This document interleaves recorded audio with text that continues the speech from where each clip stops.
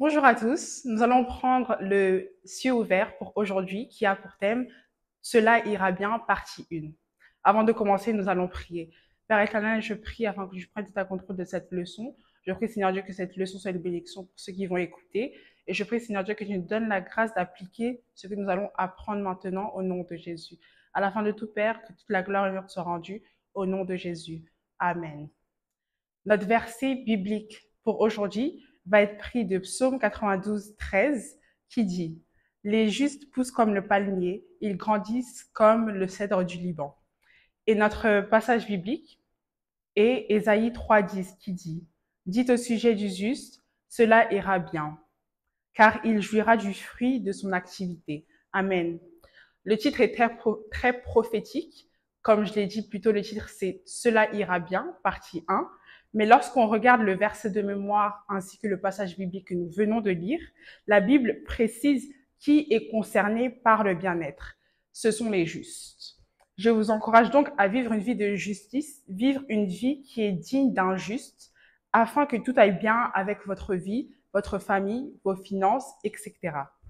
Vous vous demandez peut-être comment vivre une vie de justice dans cette génération corrompue. La Bible dit en Romains 13, 23 que tous ont péché et sont privés de la gloire de Dieu.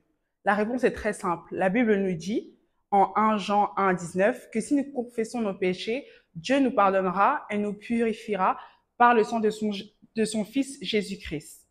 Ésaïe 64, 5 dit aussi, nous sommes tous devenus comme des objets impurs et toute notre justice est pareille à un habit taché de sang.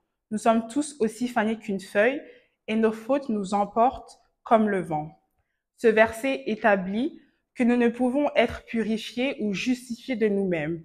Nous avons besoin de Dieu pour cela. Seule la justice obtenue au travers Jésus-Christ, qui est mort pour nos péchés, est acceptable à Dieu.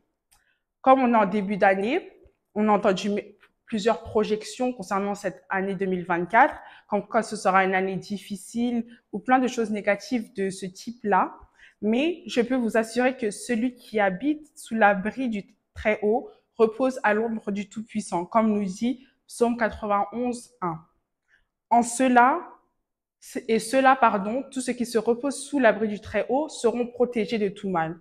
Alors prenez la décision aujourd'hui de rester sous l'abri du Très-Haut et que Dieu nous aide tous au nom de Jésus. Cependant, les yeux de Dieu sont trop purs pour voir le mal, comme nous dit la Bible. Alors, si vous voulez rester sous cet abri, sous l'abri du Très-Haut, cherchez à posséder la justice de Dieu dont nous avons parlé plus tôt. Et alors que vous soumettez votre vie à Jésus et marchez dans sa justice tout au long de l'année et après, je décrète que tout ira bien avec vous, votre famille, vos finances et votre santé au nom de Jésus. Merci.